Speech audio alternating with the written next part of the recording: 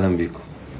احب اعرفكم ده الكتاب المقدس، ده الكتاب المقدس، ده الكتاب المقدس. الكتاب المقدس مش ترجمة واحدة، مش كتاب واحد، لا ده هو عدة ترجمات. يعني ده العهد القديم عبر عربي، ده العهد الجديد يوناني عربي، ده العهد الجديد قبطي عربي.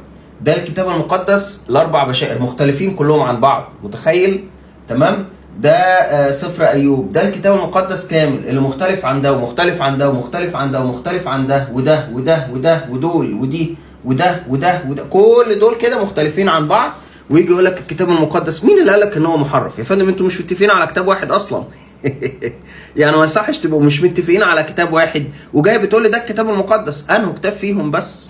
ربنا يهدينا ويهديكم. اهلا بيكم. على فكره لو مش متاكدين من الكلام ده، ممكن اي واحد مسيحي مش مصدق كلامي يقدر يقول لي طب الترجمه دي انت جبتها منين؟ طب الترجمه دي جبتها منين؟ عادي جدا.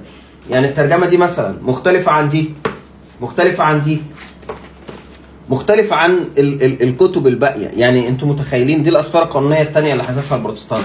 فانتوا كتابكم مش كتاب واحد، كتابكم ما بينه وما بين ترجماته اللي بالعربي اختلافات قد كده. فما تجيش تقول كلام الله ازاي كلام الله مختلف بالمنظر ده. ربنا يهدينا ويهديكم.